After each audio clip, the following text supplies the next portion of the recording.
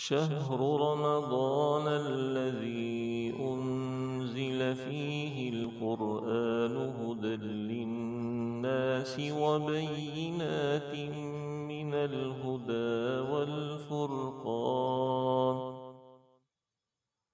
فمن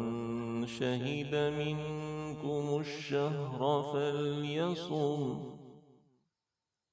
ومن كان مريضا أو على سفر فعدة